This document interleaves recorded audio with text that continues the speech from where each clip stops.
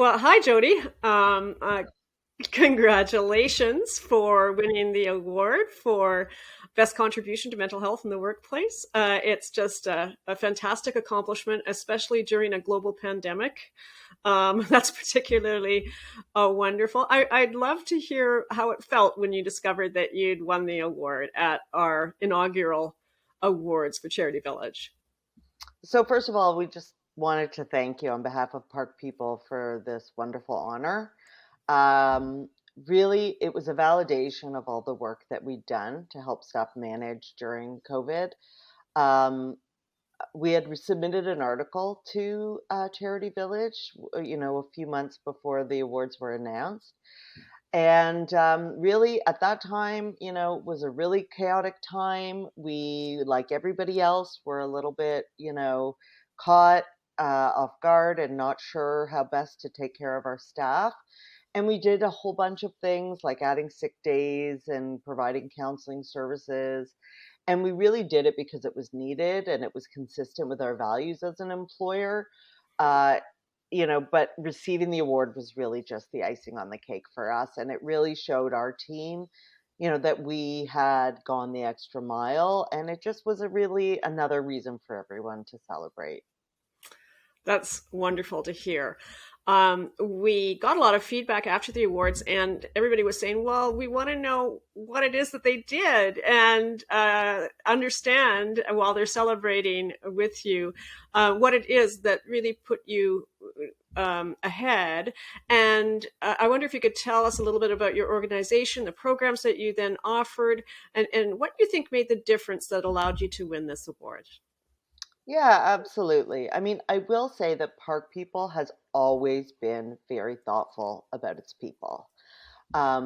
People is half of our name. And, we've always been very dedicated to making sure that our staff are happy and, taking care of themselves as at the same time that they're taking care of their work. We've always prevented, staff from doing things like working late or answering emails during vacation or being overworked. That was always part of the Park People culture, and it's what makes us pretty unique in the nonprofit sector. I mean, after all, like burnout is a classic nonprofit condition, and we've just always been super mindful that we want our people to be happy. And I think part of that is obviously the people who are making those decisions, but it's also like parks. That's what we stand for, and that's what we're all about. And it's kind of a happy, optimistic, connected, kind of issue that it would just be out of step for us to be anything else. And we've always held that close to our heart. And so the efforts we made during COVID were really just an extension of our values. They were first, what set us apart was that we asked people, what do they need? What are they struggling with? What's most important to them right now? And so we used that information to develop a whole suite of interventions. It wasn't one thing, it was really based on the insight that different people need different things. So for some people, it's, we had a walking club that we created with prizes for people who took a certain number of steps every week, and we kind of made it fun and gamified the kind of, a daily practice of walking. For some people, it was about counseling and having access to free online counseling services because they needed to talk about stuff that was going on in work. But also, some people just were buried under the weight of childcare or caretaking responsibilities and needed a one-on-one way to confidentially, share with somebody.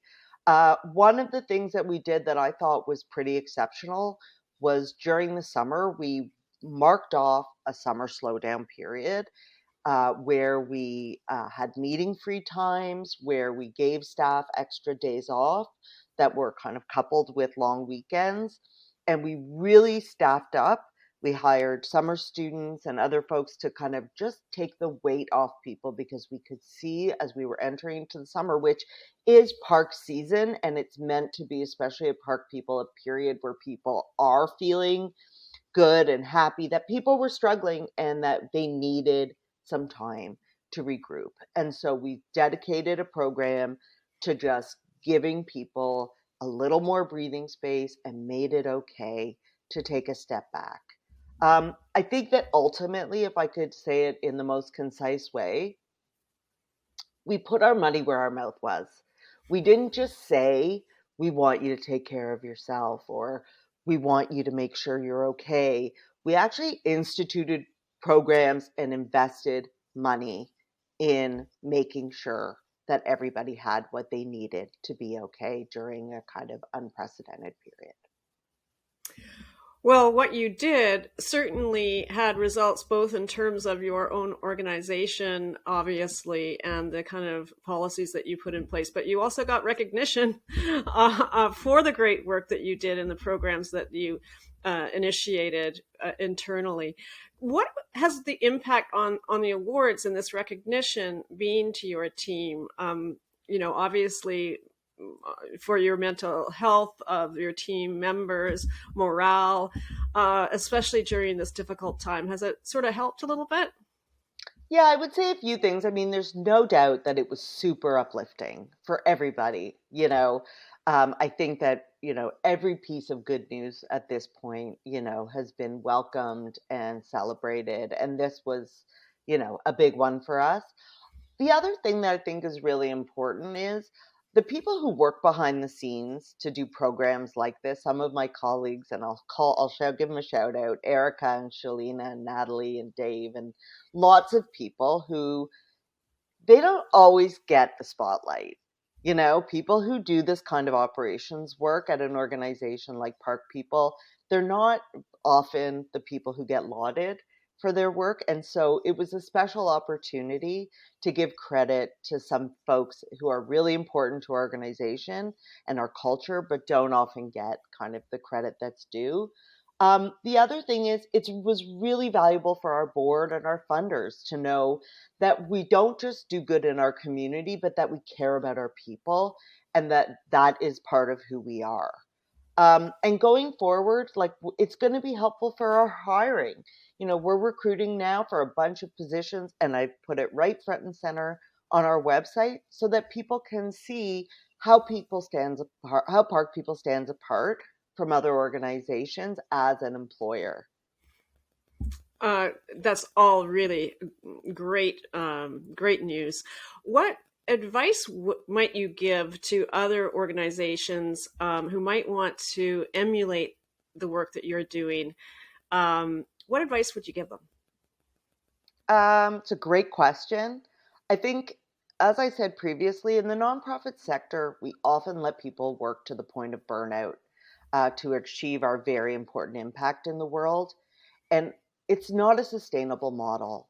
And frankly, it's hypocritical given the focus on impact on the outside, that we care so much about the issues that we don't dedicate necessarily the same focus or investment on our people and our internal well-being. And so I think one of the lessons for sure is it's always worth investing in your people, because they are everything. And without them, we are nothing. And so I think that is the most important lesson that we learned. And do you think these kinds of awards are good for the sector at large? Yeah, I do. I mean, I think it's great to recognize the often invisible behind the scenes work that happens in nonprofits. Again, often, you know, we get, the executive director gets an award, or some of the programming folks get an award. But like these folks that are behind the scenes, aren't very visible. And the kind of important work that happens behind the scenes isn't visible. And so I think that the award is really valuable in that way.